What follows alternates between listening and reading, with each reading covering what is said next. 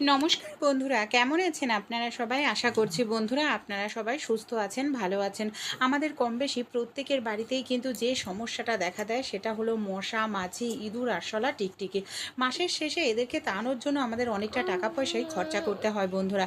কিন্তু আজকে আমি আপনাদের সঙ্গে এমন একটি রেমেডি শেয়ার করব, প্রাকৃতিক উপায়ে ঘরে থাকা একটি দুটি জিনিস যদি সঠিকভাবে আমরা ব্যবহার করি, ইঁদুর, আরশোলা, টিকটিকি এমনকি মশা মাছির থেকে আমরা রেহাই পেতে পারবো। আর এই ধরনের মশা, ইঁদুর, আরশোলা, টিকটিকি তাড়ানোর জন্য যে স্প্রে ওষুধ কিনে আনা হয় সেগুলো ব্যবহার করার ফলে হাঁপানি, শ্বাসকষ্ট, অ্যালার্জি, ক্যান্সারের মতো রোগ ব্যাধি বাসা বাঁধে।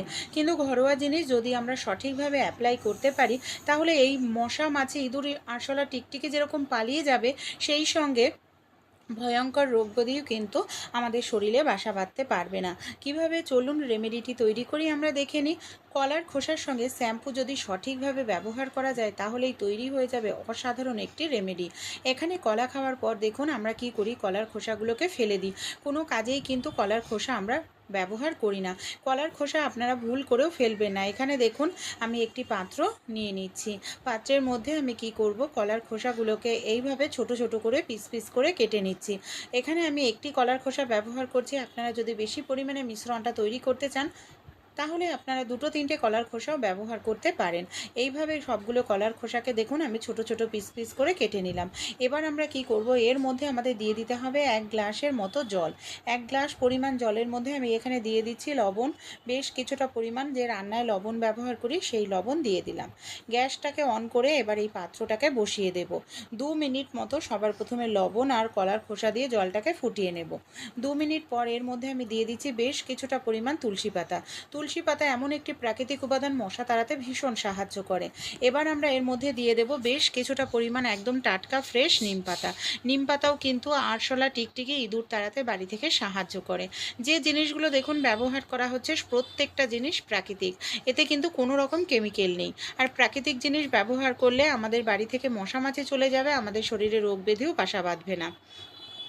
আবারও আমি 2 থেকে 3 মিনিট মতো খুব ভালো করে ফুটিয়ে নেব, যাতে জলের মধ্যে এই যে আমরা তুলসী পাতা, নিম পাতা, কলার খোসা ব্যবহার করলাম তার উপকারিতা গুণ জলে ভালোভাবে মেশে।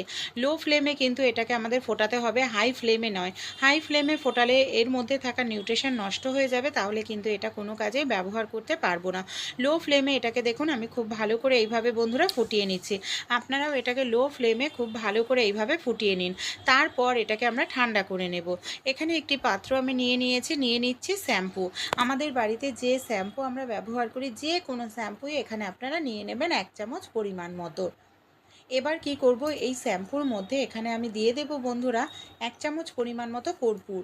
আমি এখানে কর্পূরটাকে আগে থেকেই গুঁড়ো করে পাউডার করে নিয়েছি, যাতে ভালোভাবে মেশে, এর জন্য আগে থাকতে গুঁড়ো করে নেবেন, তাহলে সুবিধা হবে।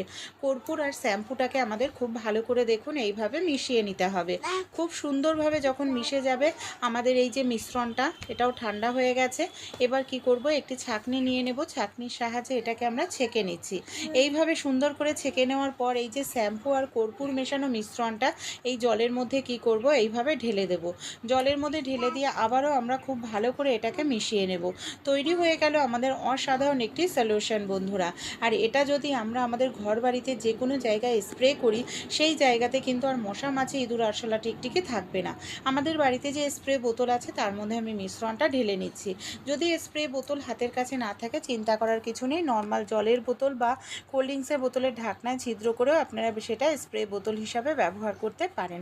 যখন বাড়িতে মশার উৎপাত ভীষণ বেড়ে যাবে, জানলার গ্রিলগুলোতে, জানলার পর্দাতে এই মিশ্রণটাকে 2 বার করে স্প্রে করবেন প্রত্যেক দিন। তা না হলে এর গন্ধটা থাকবে না। রাত্রিবেলায় রান্নাঘরে ইঁদুর, আরশোলা, টিকটিকির উৎপাত হয়, রান্নাঘরেতেও আপনারা এই মিশ্রণটাকে স্প্রে করে দিন। ওয়াশিং মেশিন, ফ্রিজের পেছন দিকটা যেখানে আপনাদের আরশোলা, টিকটিকিরা ঘোরাঘুরি করে, সেই সব প্রত্যেকটা জায়গাতে আপনাদের এই মিশ্রণটাকে স্প্রে করতে হবে প্রত্যেক দিন 2 বেলা করে। দেখবেন কত সহজেই প্রাকৃতিক উপায়ে কিন্তু আপনারা বাড়ি থেকে মশা, মাছি, ইঁদুর, আরশোলা, টিকটিকিকে তাড়িয়ে ফেলতে পারবেন। এর জন্য দেখুন আমাদের হাজার হাজার টাকা খরচাও করতে হবে না, আর আমাদের শরীরে রোগ ব্যাধিও বাসা বাঁধবে না। তাই অবশ্যই একবার এই রেমেডিটি আপনারা ট্রাই করে দেখুন।